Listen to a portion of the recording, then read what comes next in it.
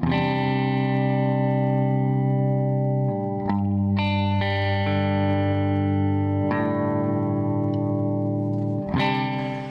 and gentlemen, I'm Gerald Cosmas Yongo. I'm the CEO of Procard Organization. And today with me is Bwana Jacob Onyango. He's still a young gentleman. And possibly throughout this video, we are going to be able to understand what actually this gentleman has been going through. So welcome, Bwana Jacob. Yes. So tell me, when did you start maybe your Form 1? My Form 1 I studied at Obera High School. Yeah. There I learned in Form 1, Form 2 and Form 3. But I dropped out of school due to huge school balance. So I decided to join a school around my home where I can pay something and go to school.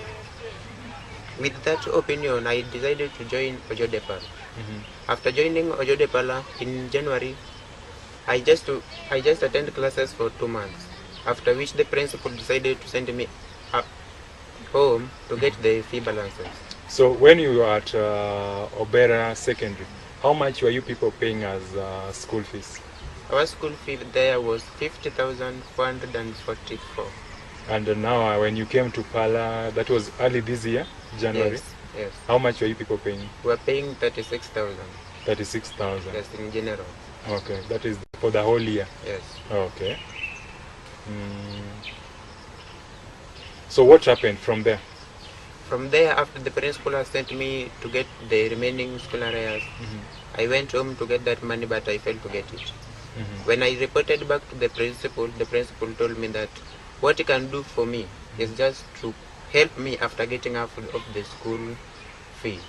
But which the half was supposed to be around how much? 18,000. Around 18,000. Yes. But when I resumed home again, I failed to get that half. So I decided to exist at home as I search for the man. Because going back to school will also bring some quarrels between me and the principal. It will be a sign of kind of disobedient and maybe indiscipline, some kind of. So I just decided to stay at home as I search that man. Okay.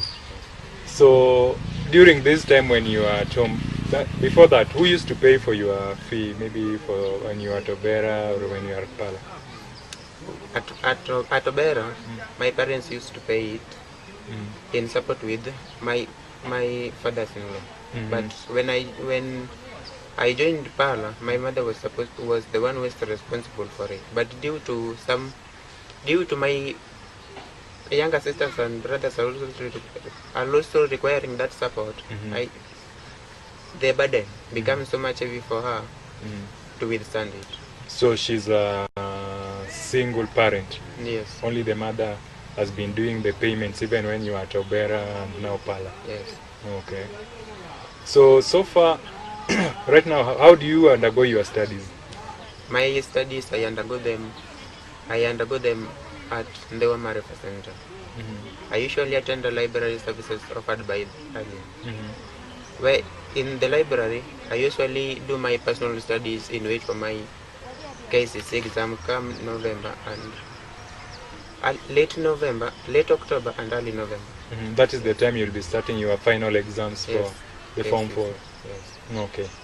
So how do you find it now that you've been studying all throughout the year outside the school? And I understand when you are in school, you're supposed to be doing practicals in maybe the sciences, maybe biology, chemistry, and physics, something of that kind. Do you still have strong hope that it will be possible, or will it be easy for you when you get back, when you'll be doing exams, you've never been to any practical class for the entire year? How do you find it? It is quite challenging because some practical books are not present in the library, and also teachers' guidance on how to handle questions and also how to answer questions. I don't get that guidance, so it is quite challenging. But come to English languages, I also face difficulties in paper 3s because Set books are not existing in the library. So it is the set books that are usually set in paper 3. Yes. So sometimes you don't get access to the set books. Yes. Okay. So what do you think? Because here we have to have two options. Maybe you might perform better or we might perform poorly due to the number of challenges. What do you think? Suppose you don't perform very well. What will you do maybe come next year? And your sisters and brothers are also still behind you, and it's the same mother who's still supposed to support both of you. How are you going to handle that? If I don't perform very good, I may decide to register for the exam. Because you re-register again? Yes, because to exist in the nowadays world without knowledge, it will be very difficult. So I must just see a way of solving that problem before it went so much. Okay. So, ladies and gentlemen, that has been the story of Jacob Onyango. And Jacob Onyango has just informed us he's sitting for his exams in late October and November.